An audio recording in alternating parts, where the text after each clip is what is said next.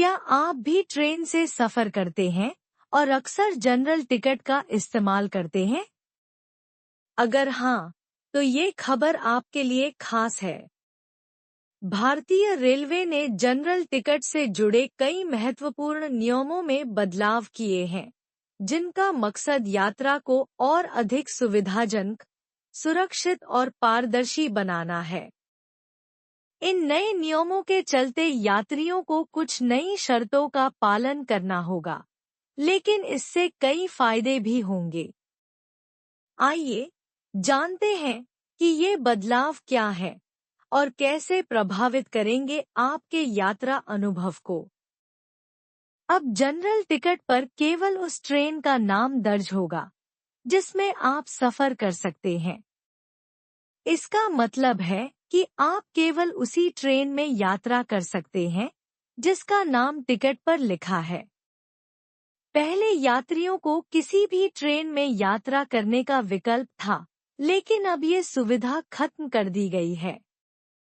General ticket की वैधता अब केवल 3 घंटे तक सीमित होगी। यदि आप इस समय सीमा के भीतर अपनी यात्रा शुरू नहीं करते हैं, तो आपका टिकट अमान्य हो जाएगा। अब जनरल टिकट बुकिंग के लिए यूटीएस मोबाइल ऐप का उपयोग किया जा सकता है, जिससे आपको लंबी कतारों में खड़ा नहीं होना पड़ेगा। बस ऐप के जरिए आसानी से टिकट बुक करें और अपनी यात्रा की योजना बनाएं। अब टिकट की बुकिंग के लिए आप यूपीआई, नेट बैंकिंग, डेबिट और क्रेडिट कार्ड जैसे डिजिटल माध्यमों का इस्तेमाल कर सकते हैं, जो न केवल सुविधाजनक है, बल्कि डिजिटल इंडिया की दिशा में भी एक बड़ा कदम है। रेलवे ने यह बदलाव मुख्य रूप से भीड़ नियंत्रण, यात्रियों की सुरक्षा और टिकटिंग प्रक्रिया को पारदर्शी बनाने के उद्देश्य से किए हैं। हाल ही में दिल्ली रेलवे स्टेशन पर हुई भगदड़ जैसी घटनाओं के बाद यह कदम उठाया गया है, ताकि यात्रियों को सुरक्षित और व्यवस्थित यात्रा का अनुभव मिल सके। यात्री अब अपनी यात्रा को बेहतर तरीके से योजना बना सकेंगे।